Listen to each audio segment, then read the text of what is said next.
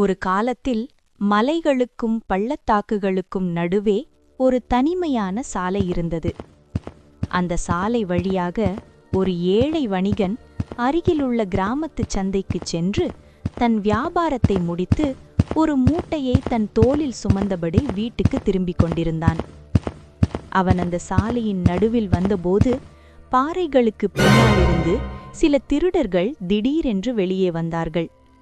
அவர்கள் அந்த வணிகனிடம் இருந்த மூட்டையை பிடுங்கிக் கொண்டு அவனை தள்ளிவிட்டார்கள். வணிகன் தரையில் விழுந்தான். அவன் விழுந்ததில் அவனின் காலில் பலத்த காயம் ஏற்பட்டது. திருடர்கள் திரும்பி பார்க்காமல் மூட்டையுடன் ஓடிவிட்டார்கள். வணிகன் எழுந்து நிற்க முயன்றான். ஆனால் முடியவில்லை. காலில் கடும் வலி. அவன் சாலையோரம் அமர்ந்து யாராவது வருவார்களா என்று நம்பிக்கையுடன் காத்திருந்தான். சிறிது நேரத்திற்கு பிறகு ஒரு பணக்காரன் மாட்டு வண்டியில் அந்த சாலையில் வந்தான். அவன் வண்டியை மெதுவாக்கி காயமடைந்த வணிகனை பார்த்தான். ஆனால் இது என் பிரச்சனை இல்லை, நேரமாகிறது என்று சொல்லி வண்டியை நிறுத்தாமல் அங்கிருந்து சென்றுவிட்டான். பின்னர் அந்த கிராமத்தின் ஊர் தலைவர் அவரும் மாட்டு வண்டியில் அந்த வழியாக வந்தார். அவர் அந்த வணிகனை பார்த்ததும் சுற்றிலும் கவனமாக பார்த்தார்.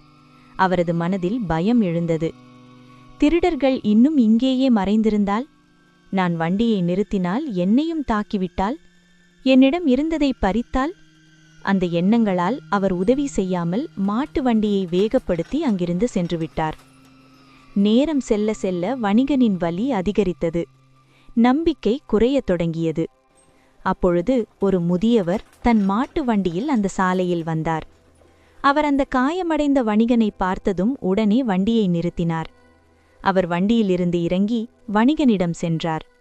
மெதுவாக அவன் காலை கவனித்து தன் துணியிலிருந்து ஒரு துண்டை கிழித்து அவன் காலுக்கு கட்டுப்போட்டுவிட்டார். பின்னர் அவனுக்கு தண்ணீர் கொடுத்து, பயப்படாதே மகனே, நான் இருக்கிறேன் என்று நம்பிக்கை வார்த்தை கூறினார். அந்த முதியவர் வணிகனை மெதுவாக தூக்கி தன் மாட்டு வண்டியில் உட்கார வைத்து அவனை பாதுகாப்பாக கிராமத்துக்கு கொண்டு சென்றார். வணிகனின் கண்களில் வலி மட்டுமில்லை, நன்றியும் நம்பிக்கையும் இருந்தது. நம்மிடத்தில் பணமும் பதவியும் பலமும் இருக்கலாம், ஆனால் நல்ல மனம் இருப்பதுதான் உண்மையில் மிக முக்கியம்.